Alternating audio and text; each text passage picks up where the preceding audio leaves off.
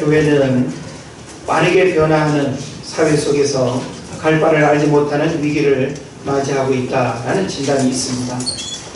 사실 변화의 속도라고 하는 거 우리가 이게 체감하기가 쉽지 않습니다. 물론 내가 어떤 삶의 자리에 있느냐에 따라서 시대에 어떤 변화가 일어나는 그런 체감을 이렇게 가깝게 또 하는 분들도 있지만 전혀 변화의 어떤 체감을 잘 하지 못하는 분들도 분명히 있을 겁니다. 그러나 분명한 것은 지금 우리가 살고 있는 이 시대는 그 어느 시대 못지않게 변화의 속도가 굉장히 빠르다라고 하는 사실이죠. 그래서 우리 신앙에도 많은 변화를 필요로 하고 우리 일상에도 엄청난 변화들이 일어나고 있고 또 제4차 산업혁명 시대를 우리가 또 도래하면서 엄청난 변화의 시스템이 우리 삶 가운데 다가오고 있다라고 하는 사실을 우리가 이해를 했으면 좋겠습니다. 2초마다 홈페이지 하나씩이 생겨난다고 합니다. 30초마다 새로운 상품이 등장하고요. 세상의 지식은 18개월마다 2배씩 증가한다고 합니다. 과거 5천년 동안 만들어진 정보보다 지난 30년 동안의 정보의 양이 더 많다고 합니다. 앞으로 10년이라는 시간은 과거 100년이나 1000년에 맞먹는 시간의 의미가 있다라고 또 이야기하기도 합니다. 그래서 미래학자들이 이 변화에 대한 진단과 그리고 예견을 통해서 우리가 공감하기는 어렵지만 공감할 수밖에 없는 이런 시대의 현상들을 우리가 잘 이해하고 이런 변화의 시대 속에 우리가 개인적으로 또 가정적으로 교회적으로 사업적으로 직업적으로 어떻게 우리가 잘 선택하고 분별해야 될 것인가 라고 하는 그런 안목을 우리가 가져야 될 것입니다. 이처럼 빠르게 변화하는 시대 속에서 우리의 신앙생활은 어디에 초점을 맞추어서 살아가야 할까요? 물론 변화라고 하는 그 초점을 우리의 일상과 우리 어떤 삶에 또 이렇게 그 마음을 둘 수도 있겠습니다만은 오늘 저는 우리 어떤 신앙 생활에 있어서 변화에 대한 부분들을 생각을 해보려고 합니다. 개인적으로 사람들을 만나보면 변화가 주는 유익과 기대감을 다 가지고 있습니다. 그래서 지금 이대로가 좋아하면서 그냥 이 모습으로 살기를 원하는 사람은 아무도 없어요. 생활의 변화, 또 습관의 변화, 취미생활의 변화, 식습관의 변화, 건강관리의 변화. 우리가 개인이 만나보면 자기 삶의 변화가 일어나기를 원하는 영역들이 다 있습니다. 나는 이런 일에 좀 변화가 있었으면 좋겠고 이런 환경적인 변화가 있었으면 좋겠고 이런 생활의 변화가 있었으면 좋겠고 그래서 변화는 분명히 우리에게 새로운 기대와 희망을 우리가 또 갖게 만들고 그리고 변화는 분명히 우리 삶에 이전에 경험하지 못한 놀라운 일들이 일어나게 하는 겁니다.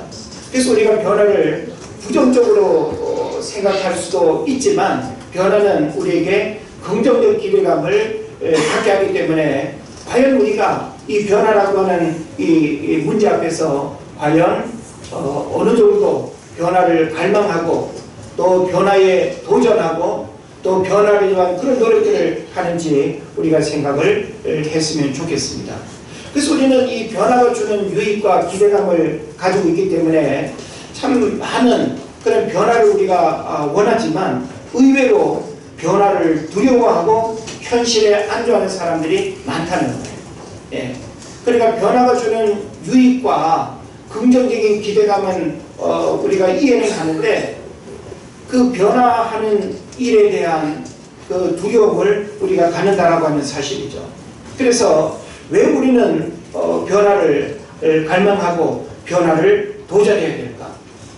자, 우리가 이 변화라고 하는 삶이 주어지지 않으면 참 이렇게 삶이 무미건조할 수밖에 없고 구태의연한 삶에 머무를 수밖에 없을 겁니다. 자, 우리가 지금까지 살아온 모든 삶의 과정들을 보면 어떤 모양으로든지 변화 속에서 살아온 거예요. 변화의 내용은 다양하지만 그 변화가 우리의 삶을 날마다 새롭게 하는 그런 이제 문제들이 있다라고 하는 사실이죠. 그렇다고 한다면 신앙의 변화라고 하는 것은 우리 일상의 변화 이상으로 더더욱 중요한 본질적인 그런 문제가 되는 겁니다. 근데 우리의 신앙의 변화가 일어나지 않고 과거 내가 예수 믿을 때에 뭐 5년 전이나 10년 전이나 변화가 없는 신앙생활이 늘 반복된다라고 하는 것, 이것만큼 답답하고 힘들고 어려운 게 없습니다. 우리는 우리 삶에 많은 변화들이 일어나기를 원하면서 그 삶에 영향을 미칠 수 있는 신앙의 변화에 대한 도전과 갈망은 많이 부족하다는 거예요. 예. 우리의 신앙은 일상에 영향을 미칩니다. 일상이 우리 신앙에 영향을 미치는 것이 아니라 신앙의 변화가 일어나게 되면 우리들 일상에 엄청난 일들이 일어날 수 있어요. 그런 면에서 우리는 끊임없이 이 신앙의 변화라고 하는 아주 중요한 문제들을 우리가 깊이 이해해야 될 것입니다. 그래서 이 변화라고 하는 것, 종교개혁 정신뿐만 아니라 기독교 정신은 날마다 새로운 변화를 시도하는 가르침을 주고 있습니다. 여러분, 하나님을 예배하고 말씀을 들으면서 혹은 성경을 읽고 기도를 하면서 하나님은 끊임없이 신앙의 변화들을 우리에게 계속 자극해요. 신앙의 변화들이 일어나야 된다는 것을 늘 우리에게 깨닫게 합니다. 근데 우리는 깨달음이 와도 실제 내가 변화해야 될 그런 부분에 있어서는 많이 머뭇거리는 그런 경향들이 있다라고 하는 사실이죠. 책 조창인의 가시고기라고 하는 책이 있는데 거기 보면 이런 표현이 있습니다.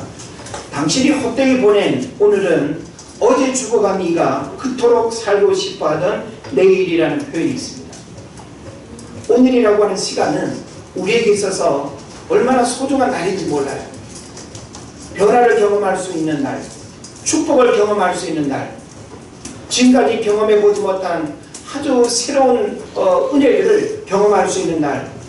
그런 면에서 우리가 살아가야 할 매일매일은 새로운 변화들을 경험하는 날들이 되어야 할 것입니다.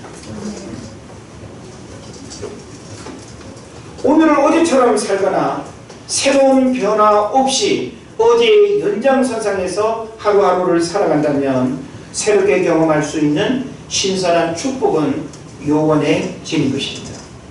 그래서 사람이 언제 행복을 느끼는가 라고 하는 걸 가만히 생각해 보면 내가 머물러 있던 그 삶의 자리에서 내가 기대하는 일들이 변화가 일어날 때, 환경의 변화가 일어나고 삶의 변화가 일어나고 생활의 변화가 일어나고 어떤 습관의 변화가 일어나고 어제와 다른 삶의 변화들이 일어날 때 우리는 그 일에 만족과 행복을 느끼는 거예요. 근데 사람은 변화가 일어나지 않는 삶에 머물게 되면 그것만큼 답답한 게 없어요. 내가 왜 이러지? 뭔가 삶의 변화가 일어나야 되는데 감옥에 갇힌 듯한 변화가 없는 그 삶은 우리를 영적으로 병들게 할 뿐만 아니라 우리의 삶도 점점 더 부정적인 삶의 어려움을 겪을 수밖에 없는 것입니다. 그래서 변화가 일어난다는 것, 바로 살아있다는 증거가 되는 것이고요. 밝은 희망을 우리가 바라보는 것이고요. 무한한 가능성을 내포하고 있는 것입니다. 그래서 두 종류의 사람이 있는 것 같아요.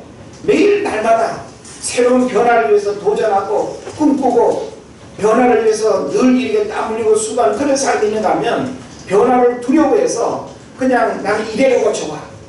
이 울타리를 벗어나는 거 두려워하고 이 환경에 변화가 일어나는 것을 두려워하고 그냥 이 수준에 머물기를 원하는 변화를 두려워하는 그런 사람들이 있습니다. 여러분 어떤 유형입니까? 우리는 자신의 스타일과 어떤 성향 때문에 나는 변화를 두려워하는 사람이야. 나는 변화를 좋아하는 사람이야. 그렇게 우리가 우리를 진단할 필요가 없습니다. 그리스도인은 기본적으로 끊임없는 삶의 변화를 위해서 살아야 하는 거예요. 사실 우리가 예수를 믿는다라고 하는 것은 예수 믿기 이전의 삶으로부터 변화가 일어난 거 아니에요? 그리고 우리는 날마다 속사람이 새로워지는 변화, 영적 어린아이 같은 수준에서 예수 그리스도의 장성한 믿음의 분량에 이르는 이런 어떤 변화들이 끊임없이 일어나야 되는 거예요. 그래서 우리가 죽는 그 순간까지 우리의 신앙생활은 끊임없이 새로운 변화가 일어나는 도전, 이게 바로 우리의 신앙생활 그 자체다. 여러분이 신앙생활 하면서 어떤 삶의 변화가 일어나는 그 도전을 여러분이 거부하고 싫어한다고 한다면 여러분 신앙의 영적인 생명력은 약화되어 있다는 거예요.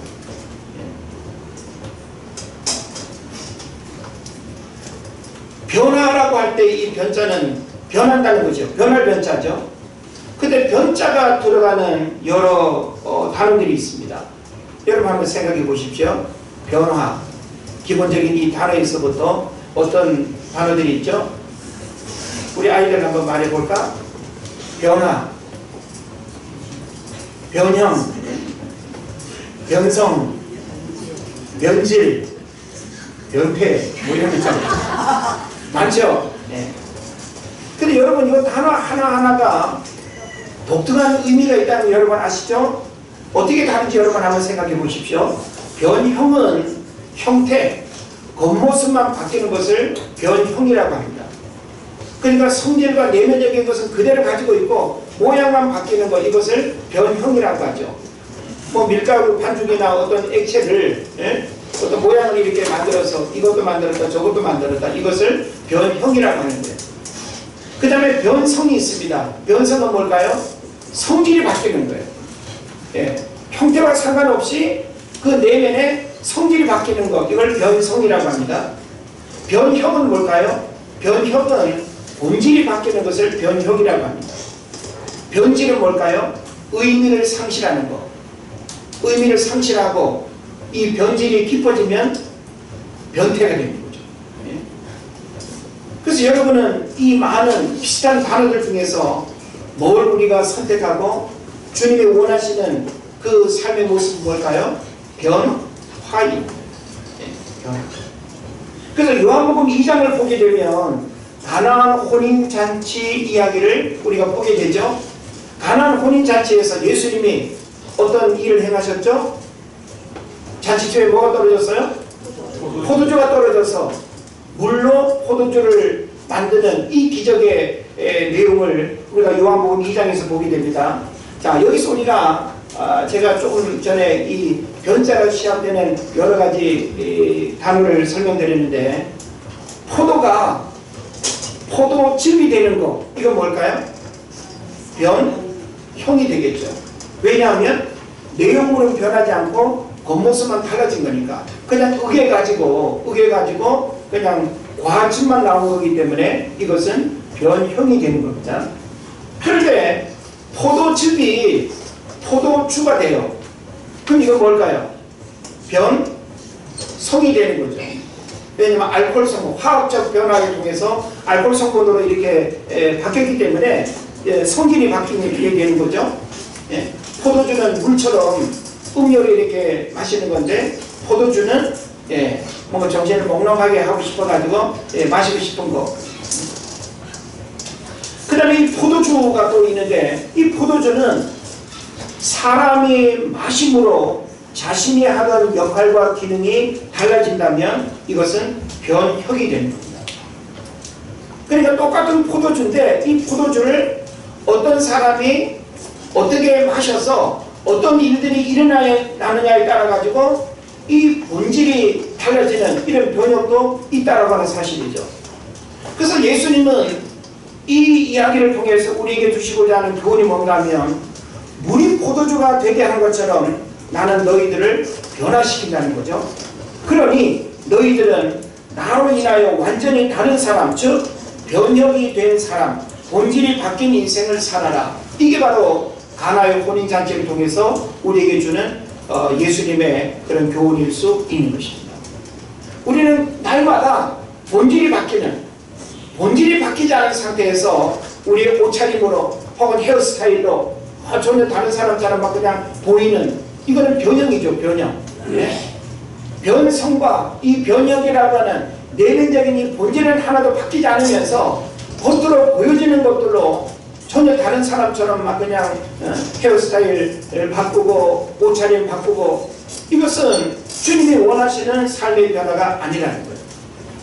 주님이 우리에게 요구하시는 이 변화라고 하는 것은 내면적인 변화를 통해서 외적인 삶의 변화가 오는 이것을 원하는 것이지, 우리들 내면의 변화가 일어나지 않으면서 외형적인 어떤 변화만 추구한다고 한다면 이것은 주님이 우리에게 요구하는 그런 변화가 아니라는 것입니다.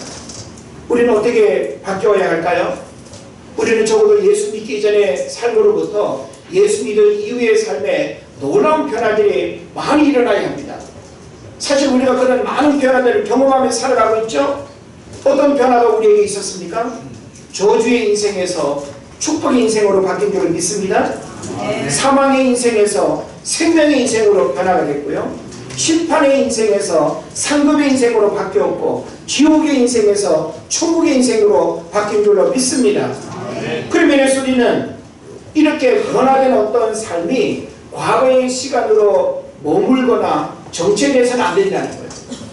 우리가 성경을 읽어보면 성경은 끊임없이 어제의 모습에 머물러 있기를 원하지 않습니다.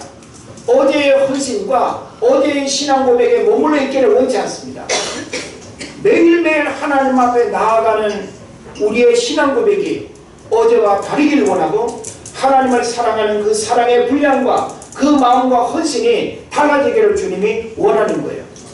그래서 우리는 이렇게 되어지기 위해서 어떻게 해야 될까? 본질이 바뀌고 정말 변해야 할 것이 올바르게 변하는 이와 같은 삶이 어떻게 가능할 건가라고 하는 거죠.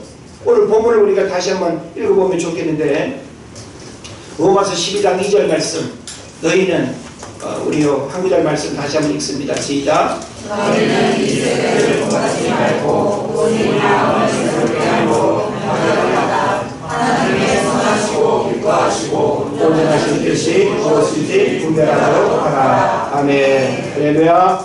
네. 이 세대를 본받지 않기 위해서 필요한 것은 마음의 변화가 우선되어야 한다는 것을 우리에게 말해주고 있습니다. 너희는 이 세대를 본받지 말고 오직 마음을 새롭게 함으로 변화를 받아. 예. 그러니까 어떤 변화가 우리에게 필요한가라고 하는 사실을 성경이 말씀하고 있죠. 자, 우리가 이 세상이라고 하는, 우리가 지금 살고 있는 이 시대의 여러 유행과 풍조와 또 뭐 습관과 그런 것들이 많지 않습니까? 그런데 성경은 우리로 하여금 이 시대 속에 우리가 살아가지만 그와 같은 것들을 쫓아가면 안 된다는 거예요. 에베소서 4장에도 보면 너희는 유혹의 욕심을 따라 썩어져가는 구습을 쫓는 옛사람을 벗어버리고 그랬거든요. 벗어버린다는 게 뭐예요? 새로워져야 된다. 예수 믿기 이전의 삶의 모습과는 달라야 된다라고 하는 거. 이게 바로 성경이 우리에게 주는 아주 중요한 가르침입니다. 그럼 달라야 된다는 것은 뭘 의미할까요? 눈에 보여지는 외적인 것을 말하는 것이 아니라 우리 내면의 본질적인 것이 변하게 일어나야 된다는 거예요. 우리 내면의 본질이 바뀌면 우리 외적인 삶의 변화들도 동시에 일어날 수 있습니다. 자, 우리가 회개를 헬라어로 메타노이아라고 이렇게 말하거든요. 이 메타노이아라고 하는 회개는 단순히 그 행동의 변화를 의미하지 않습니다. 우리가 이 회개라고 하는 이 단어의 의미를 잘 깨달아야 되는데, 오늘 왜 사람들이 너 회개해? 우리는 회개하면 보통 뭘 우리가 원하는가 하면 삶의 변화, 행동의 변화, 눈에 보여지는 가시적인 변화, 이걸 우리가 원하면서 회개를 요구할 때가 많잖아요.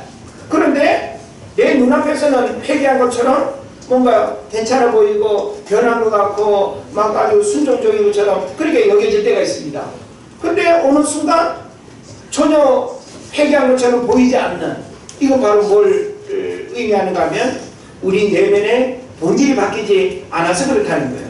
다시 말하면 생각의 방향을 전환하라는 거예요. 회개라고 하는 것은 행동 이전에 생각의 변화가 일어나야 된다는 거예요. 내가 바라봤던 관점, 내가 추구했던 삶의 목적, 내가 좋아했던 그 취미, 우리가 예수 믿기 이전에 즐겨했던 모든 세상적인 것들로부터 방향 전환이 일어나야 되는데, 이 방향 전환은 행동의 방향 전환이 아니라 우리 내면의 생각의 방향이 바뀌어야 된다는 거예요. 자, 우리가 교회 안에 들어와 앉아 있으면서도 불구하고 우리 마음의 생각이 여전히 세상 한복판에 가 있다고 한다면 그 사람은 회개한 게 아니에요. 마음을 하나님 앞에 드린 게 아니에요. 우리가 몸이 하나님 앞에 와야 되는 이게 중요한 게 아니에요. 우리의 마음이 하나님 앞에 드려져야 하고 우리 생각의 본질이 하나님 앞에 드려져야 하는 것, 이게 가장 중요한 문제가 된다라고 하는 것입니다. 그래서 본문에서도 마음의 변화가 일어나면 행동과 삶의 변화가 일어나는데, 바로 하나님의 선하시고 기뻐하시고 온전하신 뜻이 무엇인지 분별하게 되는 결과가 주어진다는 거예요. 예? 그러니까 마음의 변화가 일어나지 않은 상태에서 어떻게 하나님의 선하시고 기뻐하시고 온전하신 뜻이 무엇인지 분별할 수 있겠는가라고 하는 거예요. 예? 이 세대를 본받지 말아야 되는데 어떻게 우리가 이 세대를 본받지 않을 수 있느냐? 그건 바로 우리 마음의 변화로부터 이 세대를 본받지 않고 정말 주님이 원하시는 것을 올바르게 분별할 수 있는 안목을 갖게 된다는 것입니다. 저는 이 한 구절의 말씀을 조금 더 깊이 있게 살펴보기를 원하는데, 먼저 우리가 좀 주목해야 될 게 뭔가 하면 이 세대를 본받지 말고라고 하는 겁니다. 본받지 말고. 자, 이 세대를 본받지 말고라고 하는 이 말은요, 헬라어 원문으로 좀 원문에 가깝게 번역을 하면, 그리고 너희는 계속 이 세상과 같은 모양이 되지 말라, 이런 뜻이에요. 너희는 자기 자신을 이 세상과 동일시하지 말라, 그런 뜻이에요. 자, 우리가 교회에서 예배할 때의 모습이 가정으로 돌아가고 일터로 돌아가고 교회 밖으로 나가서도 여러분의 하나님을 예배하는 이 마음과 이 모습이 바뀌면 돼요, 안 돼요? 안 된다는 거예요.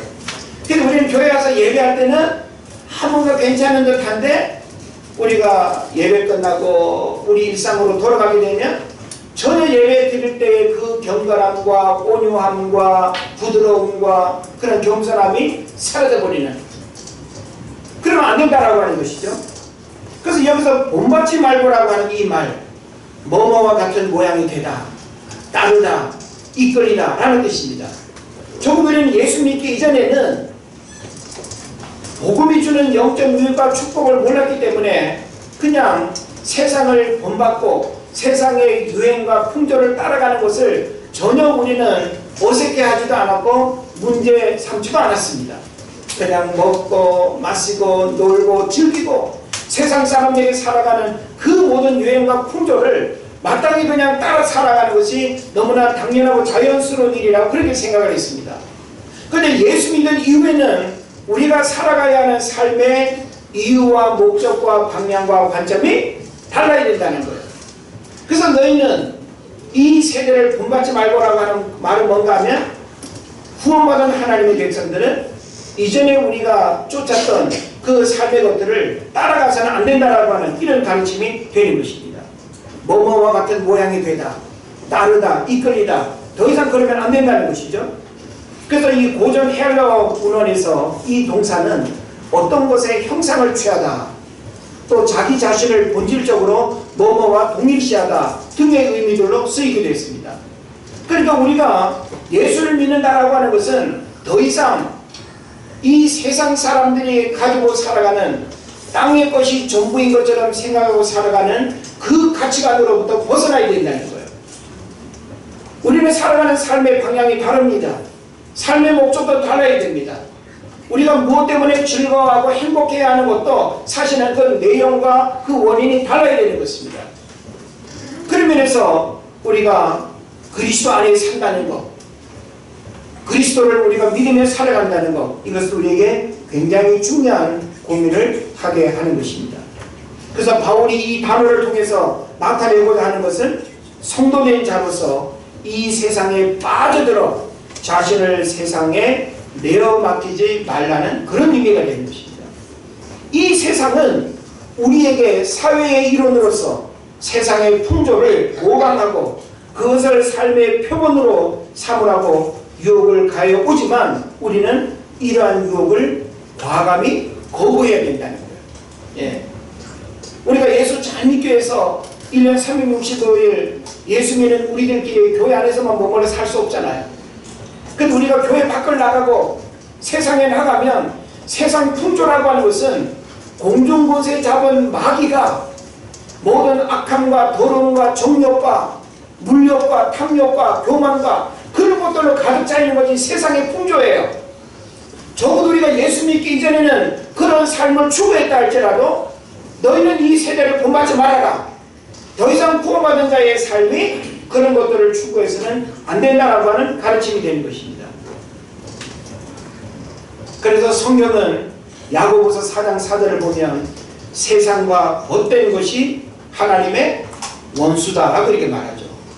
여러분이 세상을 조금만 가까이 하고 세상을 친구 삼고 세상과 여러분이 보타게 되면 세상과 보타는 그 자체가 뭐가 된다는 거예요?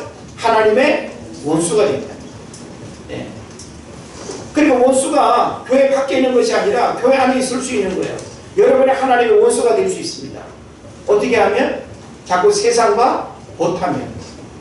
하나님 여러분을 구원이라고 하는 은혜로 교회로 이렇게 그냥 들어서 구별되이 이렇게 성도로 삼아주셨는데 여전히 여러분의 의식과 가치관과 삶의 목적이 세상에서 내가 먹고 마시던 그 일에 벗어나지 못하고 그 풍조에 여러분이 빠져있다고 한다면 이것은 대단히 잘못된 것이라는 거죠. 그러면서 성경은 우리에게 그 다음 구절 마음을 새롭게 함으로 변화를 받아라고 했습니다. 이 세대를 본받지 말고 따라가지 말고 흉내내지 말고 닮아가지 말고 우리는 바로 마음을 새롭게 함으로 변화를 받아야 된다. 그래서 여기서 변화를 받아라고 하는 이 단어가 아주 중요한 단어인데요. 기본 의미는 변화하다, 변형하다입니다. 이 동사의 어원인 모르페는 모양, 형상, 외양 등을 뜻하는 말로 앞에 나온 스케마와 그 의미가 비슷합니다. 그러니까 이 본받는다라고 하는 말과 비슷하다는 거죠. 그런데 다른 점은 스케마라고 하는 이 단어가 주로 외적인 모양이나 모습을 가리키는데 반해서 모르페는 본질 그 자체, 즉 어떤 사물의 본질적 요소를 의미합니다. 그러니까 본받는다라고 할 때는 세상에 눈에 보여지는 외형적인 것들, 그런 것들을 본받아서는 안 된다라고 하는 의미라는 거예요. 그런데 변화를 받으라고 하는 이 부분에 있어서는 뭐가 변화되어야 된다는 거예요? 우리의 내면적인 부분이 변화가 일어나야 돼요. 그러니까 우리는 가장 중요한 부분을 바로 이 내면적 변화라고 하는 것에 초점을 맞춰야 될 것입니다. 사람은 어릴 때와 늙었을 때 같은 스케마를 가질 수는 없지만 같은 모르페를 가지고 있다고 할 수 있습니다. 이 얘기는 뭡니까? 어렸을 때의 모습과 한 50년, 60년이 지난 후에 우리의 모습이 같아요, 달라요? 많이 다르죠. 예? 우리 뭐 30년, 40년 전에 과거의 자기 사진 한번 보세요. 조금 흔적이 남아있는 경우도 있지만 누군가 보면 당신 맞아? 라고 이렇게 하는 경우도 있거든요. 뭐예요? 세월 따라 주름살도 생기고 흰머리도 생기고. 그래서 저는 친구들 오랜만에 만나면 참 안 변했다고 많이 해요. 어째 그렇게 탱탱하냐고. 그런데 성경은 우리로 하여금 바로 이 스테마라고 하는 이 변화는 없다는 거예요. 그런데 바로 이 모르페라고 하는 말, 본질이 바뀌어서는 안 된다라고 하는 것, 이것을 우리에게 가르쳐 주고 있습니다. 누구든지 일터에 나갔을 때와 집에 머물러 있을 때 동일한 스키마를 가지고 있지 않습니다. 다시 말하면 외형적인 어떤 모습은 우리가 집에 아빠로 있을 때와 직장에서 부장으로 있을 때와 또 어디 가서 또 우리 어떤 신분에 따라 가지고 내가 이렇게 외형적으로 드러나야 하는 모습은 다를 수밖에 없지 않습니까? 그런데 우리의 본질이 그렇게 돼서는 안 된다는 거예요. 우리의 본질은 어떤 상황 속에서도 한결같아야 된다는 거예요. 바뀌면 안 된다는 거예요. 예? 이것을 우리에게 가르쳐 주고 있습니다. 그래서 바울이 계속해서 변화를 받으라고 말하는 것은 자연적으로 변하는 스케마가 아니라 쉽게 변하지 않는 모르페, 즉 우리 존재의 본질적 요소의 변화를 말하는 것입니다. 예? 그래서 우리가 이 악한 세상에서 바르게 살고자 하면 바로 이와 같은 사람의 본질적 요소인 속사람의 근본적인 변화가 필수적이거든요. 예. 그래서 성경은 이 속사람이 날마다 새로워져야 된다 그러죠. 속사람이 새로워져야 된다는 거. 우리 육체는 나이 들면 점점 노화될 수밖에 없어요. 예? 점점 더 달라질 수밖에 없는 것이 우리 육체의 연약함입니다. 그런데요, 우리의 속사람은요, 나이가 들면 들수록 더 순진할 수 있고요, 어린아이와 같은 그 마음을 가지고요, 정말 연세는 70, 80인데 그 내면은 어린아이처럼 너무 예쁘고 순진하고 깨끗하고 아름다운 그런 모습을 가질 수 있어요. 이게 바로 주님이 우리에게 요구하는 속사람의 변화, 본질의 변화. 예? 우리의 속은 겉으로는 그냥 순한 양과 같은데 속은 음흉하고 더러운 것들로 가득 차 있고 회칠한 무덤처럼 겉과 속이 다르다고 한다면 이것은 진정한 변화가 아니라는 사실이죠. 그러면 이러한 변화가 어떻게 일어날 수 있는가? 바울은 우리의 마음을 헬라어로 누스라고 하는데 우리의 마음을 갱신함으로써 가능하다고 말합니다. 끊임없이 마음의 변화에 대한 진지한 고민과 노력들이 있어야 된다고 하는 사실이죠. 그렇다면 오늘 여러분은 마음의 변화가 날마다 일어나고 있습니까? 우리는 날마다 마음의 변화가 일어나기 위해서 어떤 자극을 받으려고 합니까? 여러분 TV 드라마 한 편 보면 마음의 변화가 일어나나요? 좋은 영화 한 편, 나에게 감동을 주는 어떤 특별한 문화적인 체험들을 하게 되면 뭔가 자극은 오죠. 그런데 마음의 변화 그런 것들은 잘 안 옵니다. 우리가 성경을 보게 되면 성경은 우리의 마음을 변화시키는 분은 하나님이고 하나님의 말씀이 우리를 변화시키는 거예요. 예. 시편 119편 9절 10절에 뭐라고 말합니까? 청년이 무엇으로 그 행실을 깨끗게 하리이까? 청년의 삶을 어떻게 바꿀 수 있습니까? 무엇이 바꿀 수 있습니까? 오직 주의 말씀을 따라 삼갈 것입니다. 내가 주께 범죄치 아니하리 하여 주의 말씀을 내 마음에 두었나이다. 하나님의 말씀이 아니고는 우리 마음의 변화가 일어날 수 없어요. 여러분이 왜 이 시간에 하나님의 말씀을 제대로 들어야 됩니까? 여러분이 왜 하나님의 말씀을 끊임없이 읽고 묵상하고 암송하고 해야 되는 이유가 뭡니까? 하나님의 말씀이 우리 안에 없으면 죄의 본성은 끊임없이 우리를 게으름 가운데, 두려움 가운데, 무기력 가운데, 우울한 가운데 우리를 몰아넣는 거예요. 아무리 환경적인 상황이 어려워도 마음이 변질되지 않고 마음에 낙심이 오지 않고 마음을 잘 지키는 사람, 그래서 잠언 4장 23절인 거 뭐라고 말합니까? 무릇 지킬 만한 것보다 더욱 내 마음을 지키라 그랬어요. 마음이 가장 중요한 거예요. 심보라고 하는 우리의 마음 상태를 잘 관리하지 않으면 마음으로부터 우리의 모든 말과 행동이 나오는 거예요. 어린아이들도 마음이 고와야, 마음이 이뻐야 아이들이 더 이뻐 보이는 거예요. 예? 마음이 그냥 얼음처럼 막 그냥 시기와 질투와 그 욕심으로 가득 차 있으면 그 순진해야 할 그 아이들이 더 미워 보이고 추해 보입니다. 아이들은 아이들로서의 그런 순수한 마음들을 갖는 거 너무너무 중요한 문제가 될 것입니다. 왜 우리는 변화를 위한 갈망과 도전이 없습니까? 변화는 분명히 우리 삶에 엄청난 축복과 은혜를 경험할 수 있는 통로가 되는데 왜 우리는 이와 같은 신앙적인 변화에 대해서 늘 현실에 안주하고 있고 이대로가 좋아, 여기가 좋사오니 그 새로운 변화를 위한 그 도전과 영적인 갈망이 왜 우리에게 사라졌는가라고 하는 것입니다. 자, 오늘 여러분에게 결론적으로 변화를 방해하는 몇 가지 문제가 있다는 사실을 말씀드리고 싶습니다. 내 삶의 신앙적인 변화가 일어나기를 원하고 그래서 내 일상의 변화도 동시에 일어나기를 원하는데 그 변화를 가로막고 변화를 방해하고 내 마음의 신앙적인 변화를 방해하는 그 무서운 장애물이 있다고 하는 거예요. 저 오늘 여러분에게 몇 가지 구체적인 문제를 가르쳐 드리고 싶습니다. 첫째로는 게으름을 극복해야 변화가 일어나요. 게으름,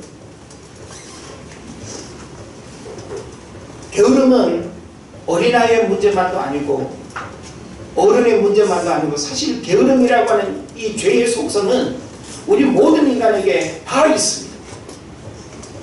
근데 이 게으름을 극복하지 않으면 절대 변화가 일어나지 않습니다. 그래서 우리는 이 게으름이라고 하는 단어를 좀 잘 이해해야 되는데, 이 게으름은 느림의 문제가 아니라 방향의 문제라는 거예요. 우리는 게으름하면 좀 뭐 이렇게 투덜투덜 이렇게 행동이 느린, 근데 게으름은 느림의 문제, 동작의 느림의 문제가 아니라 방향의 문제라는 거예요. 잘못된 방향의 자리에서 아무리 뭐 그냥 부전은 떨고 해도 그것은 바로 게으름일 수 있다라고 하는 것입니다. 그래서 게으름의 마음이 가득 차 있다면 변화가 일어나는 일은 어렵게 되는 것입니다. 한번 따라합시다. 게으름을 극복하자. 미루는 사람들이 좋아하는 여러 가지 취향이 있다고 합니다. 그러니까 게으른 사람의 이제 문제를 이야기하겠죠. 게을러서 어떤 변화를 이렇게 잘 경험하지 못하는 사람은 좋아하는 애완동물이 뭔가 하면 거북이래요. 그리고 좋아하는 식품은 라면이랍니다. 뭐 그냥 이렇게 요리하는 거 싫어하고 그냥 간편하게 먹는 뭐 그런 인스턴트 식품 좋아한다는 거겠죠. 좋아하는 스포츠는 낚시, 움직이는 거 싫어했어요. 입버릇처럼 하는 말은 하면 되잖아. 꼭 누가 고민하고 하면 되잖아. 막 그냥 말만 그렇게 한다는 거죠. 또 좋아하는 가전제품은 TV, 구경하는 것만 좋아하고, 좋아하는 노래는 예스터데이, 과거의 추억에만 매여 있는다는 거죠. 좋아하는 옷은 잠옷, 편안한 것만 찾기 때문에. 좋아하는 작품은 로댕의 생각하는 사람, 좋아하는 책은 주간지, 가십거리만 좋아하고. 그래서 게으른 사람은 뭔가 많이 아는 듯해요. 막 그냥 뭐 이것저것 이야기를 많이 해요. 근데 전문 지식이 아니라 가십거리만, 별로 들어도 도움이 안 되는 거, 아이들 자녀교육에도 전혀 도움이 안 되는 지식들, 그 뭐 지식이라고도 말할 수 없죠. 게으른 사람들은 꼭 그냥 어디서 이상하게 주워듣는 그런 것만 이렇게 정보들이 많죠. 그래서 이 군뱅이들의 슬로건이 뭔가 하면 한다, 그런데 내일 한다.